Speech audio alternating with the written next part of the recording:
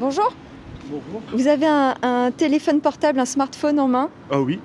Vous avez combien d'outils numériques chez vous? Alors j'en ai 4. J'ai 2 laptops, un portable et j'ai un iPad. Poitiers, les podcasts. Smartphone, ordinateur, tablette, objets connectés, les outils numériques ont pris une place prépondérante dans nos vies quotidiennes, mais on ne sait pas toujours que leur usage a des conséquences directes sur l'environnement. Et à l'échelle mondiale, ils polluent plus que le secteur de l'aviation civile. Cassandra Bigot, vous êtes chargée de mission sobriété et responsabilité numérique au SPN, réseau des professionnels du numérique. Alors, est-ce qu'on peut quantifier précisément l'impact écologique généré par l'utilisation du numérique ? Si vous voulez un exemple qui est assez concret, il y a le think tank The Shift Project qui a mené une étude en 2018, il me semble, sur l'impact des vidéos qu'on peut visionner sur Internet. Et en fait, quand ils ont compilé toutes ces heures de visionnage, ils en sont arrivés à une estimation de l'impact vidéo à près de 305 millions de tonnes équivalent CO2. Si on voudrait le comparer à quelque chose de plus tangible, c'est presque l'équivalent des émissions de CO2 d'un pays comme l'Espagne, qui a 311 millions de tonnes de CO2 émis sur une année. Le numérique, en sa globalité, que ce soit sur la production, sur l'utilisation, sur la fin de vie, c'est environ 4% des émissions de gaz à effet de serre. Et vous l'aviez comparé aussi à l'aviation civile, qui se trouve aujourd'hui à 2,8% des émissions de gaz à effet de serre. Vous venez de parler des conséquences du visionnage de vidéos. À quel autre niveau va se situer l'impact écologique de l'usage du numérique ? Le numérique, en fait, il va avoir un impact tout au long du cycle de vie des équipements principalement. Donc, c'est-à-dire depuis la production, donc ce qui va comprendre l'extraction des ressources qui sont nécessaires pour la fabrication des équipements. On va avoir la fabrication, on va avoir la distribution, on va avoir l'usage dont on vient de parler, et après on va avoir la fin de vie. Sur la production, c'est la partie la plus impactante sur l'environnement. Pour illustrer cette idée, ce que j'aime bien utiliser comme exemple, c'est la production d'un ordinateur portable. Ce qu'il faut savoir, c'est qu'en amont, un ordinateur de 2 kg va nécessiter 800 kg de matières premières extraites, donc c'est-à-dire toutes les ressources naturelles, donc de type cobalt, lithium, or, du cuivre. Et c'est là qu'on va avoir vraiment tout un sac écologique, c'est ce qu'on appelle un sac écologique, assez impactant, puisque, donc, comme je vous l'ai dit, il y a 800 kilos de matières premières, donc les ressources. Les produits chimiques qui sont utilisés, donc on est à environ 260 kilos de produits chimiques. Et après, il y a 1,5 tonne pour un ordinateur de 2 kilos qui est utilisé, que ce soit pour nettoyer donc, les éléments qui ont été extraits ou bien pour les transformer. Donc cette première étape, l'étape de la fabrication, est la plus polluante. Exactement, oui. Donc, par exemple, le téléphone, on est à un impact de 85% pour la production et 15% pour l'utilisation. Un ordinateur, on est à 75% pour la production et 25% pour l'utilisation. Le smartphone que vous avez là, Oui. Il date de quelle année ? De l'année dernière, de 2020. Mon ancien portable, il a arrêté de marcher. Et vous avez acheté un neuf ou un reconditionné ? Un neuf. Vous connaissez le principe du reconditionné ? Alors je suis des États-Unis, je pense que ça n'existe pas aux États-Unis, mais je ne sais pas. Alors je ne le connais pas.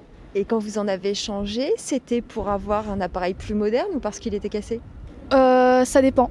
La dernière fois que je l'ai changé, c'est parce qu'il était cassé, ou sinon, oui, c'est juste pour être à la mode, comme on dirait. Cassandra Bigot, si on revient maintenant aux usages, quels sont les bons réflexes qu'on peut tous avoir pour limiter notre impact environnemental quand on utilise donc un smartphone, une tablette ou un ordinateur ? Il y a des astuces qui sont très très simples pour réduire son impact. Ça va être déjà d'allonger la durée de vie de ces équipements.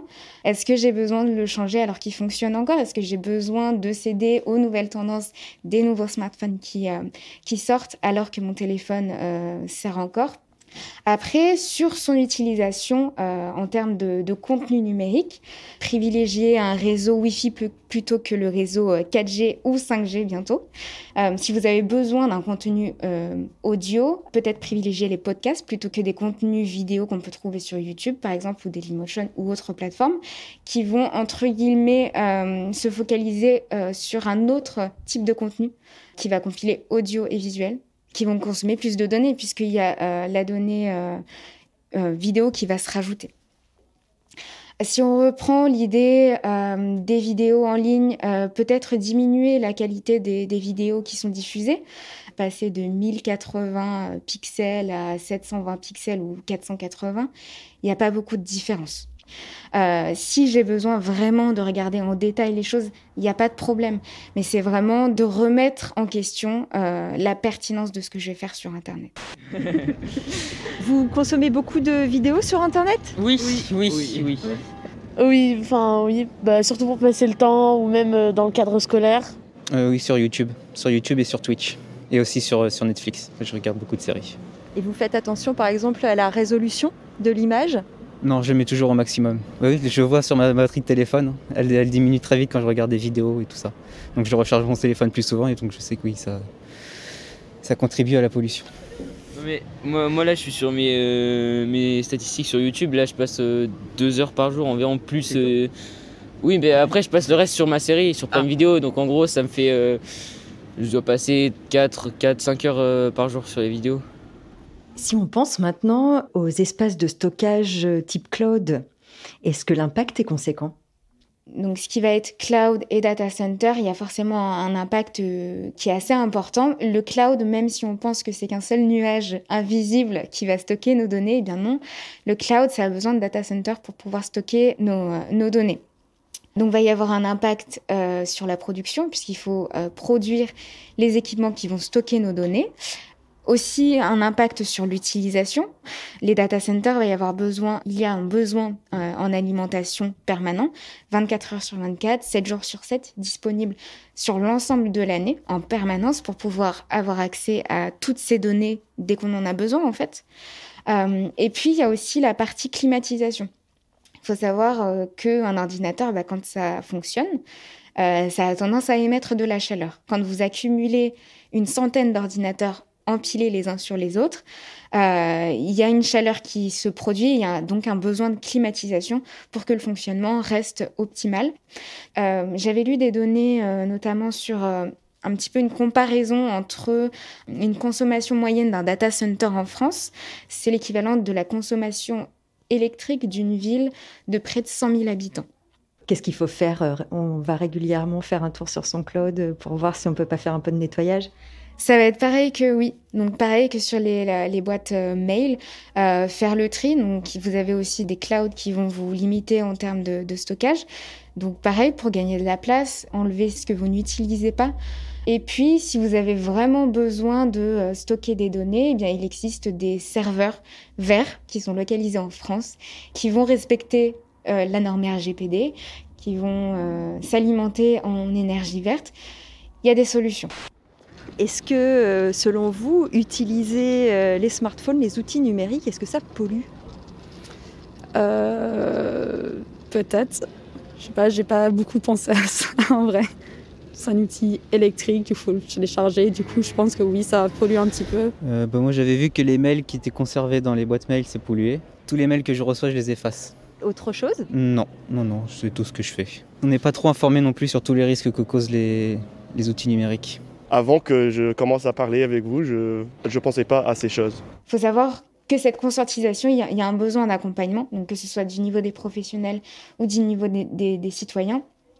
C'est une conscientisation qu'il faut faire tous ensemble, avec les bonnes informations, les bons outils aussi pour agir.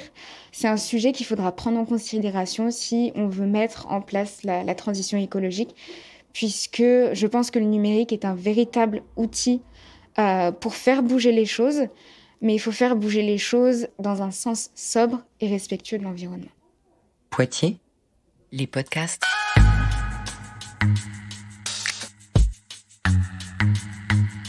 Retrouvez tous les podcasts de la ville de Poitiers sur poitiers.fr.